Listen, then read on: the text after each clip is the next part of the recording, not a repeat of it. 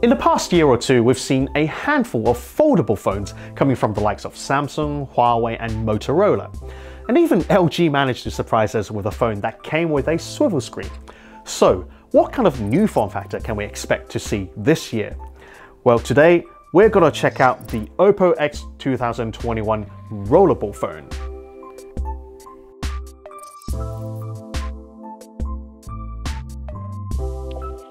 The idea here is to give you the option to switch between the conventional 6.7-inch screen and a slightly bigger 7.4-inch screen, with each giving you a different aspect ratio to better suit your needs, be it reading text or looking at photos or watching videos. To expand the screen, simply double-click the power button or do a swipe-up gesture and you can watch the magic happen. Likewise, to retract the screen, just double-click again or do a swipe-down gesture, and here you go. And as the screen resizes itself, you can also see the content being adjusted on the fly. The main enabling technology here is the flexible OLED panel, which goes around a rolling stick on this side of the phone to the back. And the moving mechanism is driven by two motors underneath in order to give an even force across the screen. In order to give the phone and the screen a rigid structure, there's a 2-in-1 plate design with their fingers interlocked, so that when they are opened or closed, they still give a solid structure overall.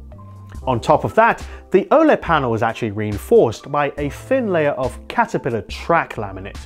Indeed, having poked around the screen a few times in both states, I'm still surprised by how solid it feels, especially when compared to the screens on some of the foldable phones I've handled before. Truth be told though, the Oppo X 2021 is a little chunkier and heavier than most other flagship phones, but luckily for me, I'm so used to my LG Wing that this phone feels almost the same in terms of weight and size, and in return, I do get the flexibility in terms of screen size.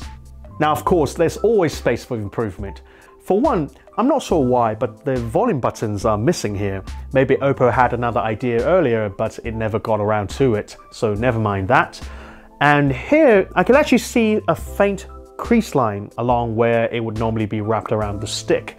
But again, compared to the foldable phones, this is nowhere as severe, so I think I can tolerate that.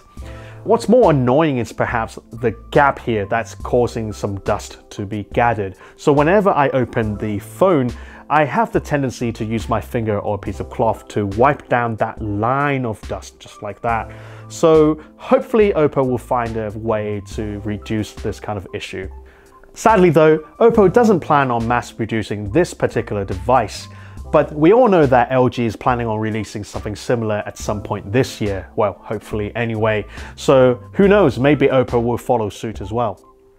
If you want to hear more about these funky smartphone form factors, do hit the subscribe button, and as always, stay tuned on Engadget.com.